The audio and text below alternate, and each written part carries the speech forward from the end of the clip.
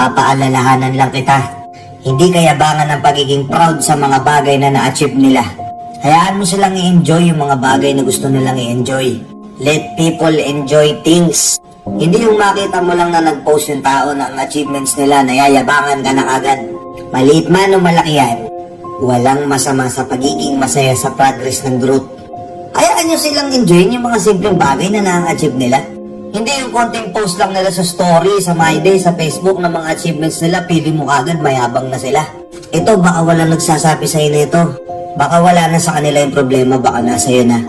Baka inggit ka lang. Inggit ka? O gawin mo mas better yung sarili mo.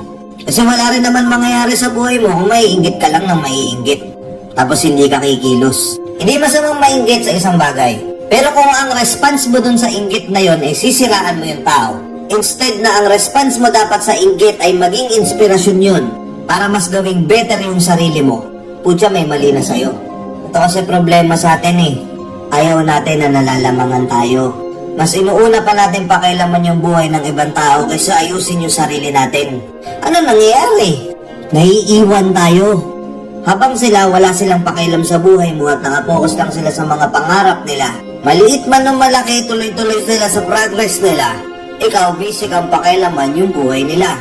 Ngayon ikaw, wala ng progress sa buhay mo, ang gagawin mo na lang, maiinggit ka. Kaya feeling mo, konting progress lang nila sa buhay nila, nagyayabang na sila. Ang toxic natin, no? Hindi na ba mawawala sa pag-uugali natin yon? Mag-story lang yung kaibigan mo ng ganito, sasabihin mo agad, mayabang na.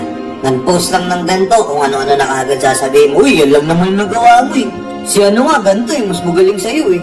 Oo, mas magaling yung taong yan sa kanya. Eh ikaw, anong galing ang may pagmamalaki mo? Magaling ka lang magsabi ng negatibo sa ibang tao? Kasi ano, wala ka nang may pagmalaking positibo para sa'yo? Kaya mas pinili mo na lang pakialaman yung buhay ng ibang tao kaysa ayusin yung sarili mo. Ang isang bagay kapag pinaghirapan mo yan, pinagsikapan mo yan at pinost mo sa social media, walang problema yan.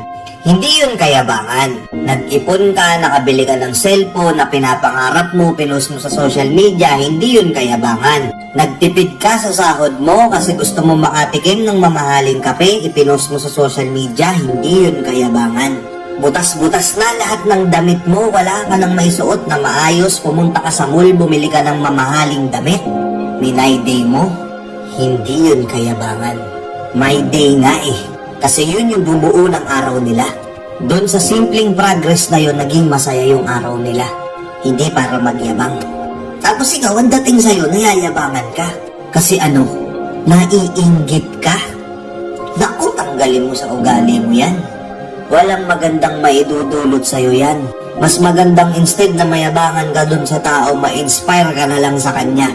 Yung iba sasabihin, hindi kasi kuya, yung iba kasi talaga, mayabang na talaga eh. Oo, maraming ganun talagang mayayabang. Pero hindi yun yung pinag-uusapan natin dito. Hindi sila. Ang pinag-uusapan natin dito yung nagpo-post ng mga achievements nila na pinaghirapan nila. Hindi yung magpo-post ng kung ano-anong meron sila kahit hindi naman talaga sila yung naghirap para makuha yun. Yung tipong binigay lang sa kanila, hiniram lang nila, yun ang kayabangan. Magkaiba yun. Pero kung achievements ang pinag-uusapan at pinost nila yun sa social media, oo, hindi po yun kayabangan. Hayaan nyo silang maging masaya. Maging masaya tayo sa achievements ng iba. Para pag dumating yung araw na tayo naman yung nakakagawa ng mga ganong klaseng achievements, wala silang masasabi sa atin. Di rin nila tayo papakialaman. Magiging masaya sila para sa atin. Hindi tayo magmumukhang mayabang. Nakuha nyo? Let people enjoy things, pare. Walang maidudulot na mabuti sa'yo ang pagiging inggitero. Focus ka na lang sa sarili mo. Nakuha mo? Sa mga nakakaintindi ng video na to, comment ka kayo dito anong masasabi niyo sa content na to. Let me hear your thoughts, guys. Ayun lang, thank you, and follow nyo na rin ako, Kuya Marvin TV. Let's go, and peace out.